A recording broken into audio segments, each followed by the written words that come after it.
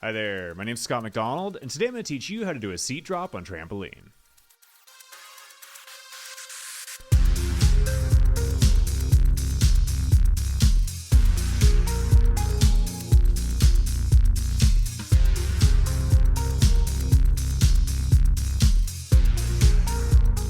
Seat drops are typically one of the first things people do on a trampoline besides bouncing on their feet, and to be honest, it usually happens just because they slipped and fell on their butt. Gymnastics. All jokes aside, this is a legitimate skill and there is a specific technique for it, so let's get started. The only prerequisites to learning these are having a healthy back and being able to sit with good posture and an engaged core, which might sound a bit silly, but in the era of sitting hunched over staring at screens, good posture is kind of hard to come by. Now, technically speaking, a seat drop is pretty straightforward. You start by bouncing on your feet, and when you're ready to go, you pick your feet up gently in front of yourself, drop straight down, and land with your entire lower body and hands simultaneously, with straight arms beside your hips, your core engaged, and your torso held vertical. As the bed sinks down and comes back up, you simply reverse the motion by swinging your arms up in front of you and pulling your feet down to return to feet. I recommend keeping your eyes straight ahead and peripherally spotting the trampoline when you do your seat drops, since if you look downward, your chest might come too far forward and your lower back will not be happy. Now, to learn a seat drop, just start by sitting down on the trampoline and feeling out the position. Maintain good posture by flexing your core and holding your torso upright with a flat back, instead of letting your hips roll backward and hunching forward, which will make you look like a shrimp. It's also important to keep your arms straight and next to your hips. This can be a little tricky if you have fairly long arms, so if that's the case, you can make things more comfortable by turning your fingers outward and placing your hands slightly further away from your body. When this position feels fine, the next step is to stand on your feet, squat fairly low with your hands next to your hips, and then drop into the same position.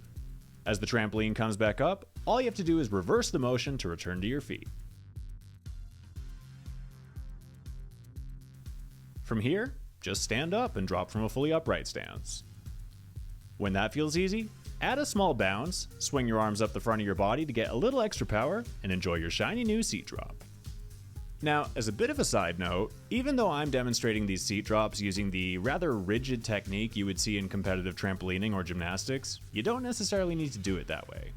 Even though pointing your toes looks nice, at the end of the day, you don't need to point your toes to land on your butt. Besides that, if you're having trouble maintaining good posture because of a lack of flexibility, you can make your life much easier by just straddling your legs a little bit. Now, what you don't want to do is bend your knees. Doing this will bring your legs and stomach closer together, and to keep your back flat when doing that requires much more pike flexibility than it would to just keep them extended. Alright, now that you know all about seat drops and how to learn them, let's take a quick look at what not to do. As a general rule, you want to avoid tilting your torso in any direction.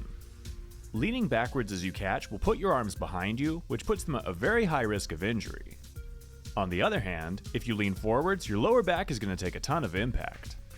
Similarly, you don't want to be leaning sideways as you catch, as this will also be pretty rough on your back and hips. As you can see, jumping forwards or backwards into your seat drop can lead directly to bad catches like these, so make sure you're jumping straight up and down. Another common issue amongst beginners is catching with loose muscles. You'll often hear gymnasts talk about staying tight, and what they really mean by that is flexing your core muscles and bracing for impact, rather than disengaging and letting your body collapse. Lastly, make sure you're landing flat and even, rather than feet first or butt first. On that note, I'm going to wrap things up, but I hope this video gave you everything you need to learn seat drops. If you have any questions or requests for future videos, just let me know in the comments below. As always, please like, share, and subscribe. If you're interested in coaching or workshops, you can always message me on Instagram at Scott A. McDonald. And until next time, good luck and happy training.